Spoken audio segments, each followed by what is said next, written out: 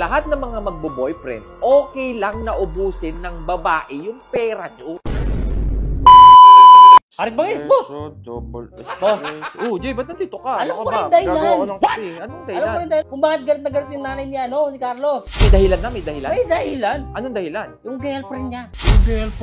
Ay, Sabi sa inyo eh. hindi nga. Yung girlfriend niya yung dahilan dyan. Kaya yung... Paano girlfriend? Eh, wala namang ginagawa yung girlfriend. Diba, si Carlos, Oo. nanalo. Oo. Gold medalist. Oo. Gold medalist yun, diba? Oo, good medalist yun. Dalawa. May 10 million. Oo, 10 million? Ngayon, yung nanay ni Carlos, nagagalit kasi baka daw ubusin ng babae yung 10 million niya.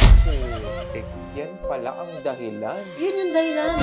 Ano ba masasabi dyan, boss? Kung yun talaga ang pinakadahilan, yung girlfriend, Oo. na baka ubusin yung pera ni Carlos, wala tayong magagawa din. Ay, wala na. Wala na talaga Ang magagawa doon. pinakamasasabi ko dyan, okay lang yun. Ay, okay lang yun. Okay lang yun. Eh, girlfriend niya yun eh.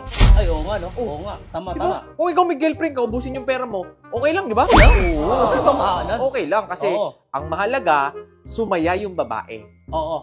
Ay, Diba? lalaki. Oo, hindi. Pinakamasaya doon, syempre yung babae yung girlfriend. Kasi yung Oh, babae diba? Wala na naging siyang girlfriend. kasakaya Yes, yung mama oo. niya doon. Lalo- Kasi hindi na minor de edad si Carlos. Ay, oo nga, no? Hindi na minor de edad yun.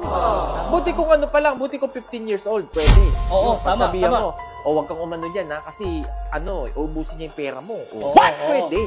Pero may utak na yun eh.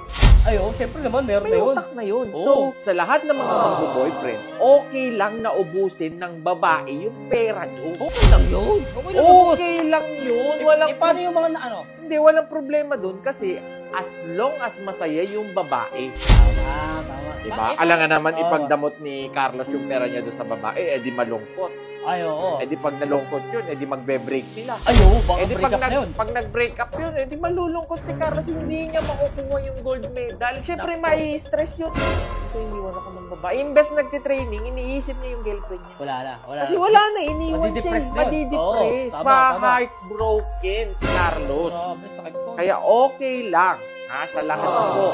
Okay? Ito, sa mga nanonood dyan, Oo, kung magjowa kayo, kunyari may boyfriend, may girlfriend ka, okay lang ubusin ng babae ang pera nyo, Ayan. mga lalaki.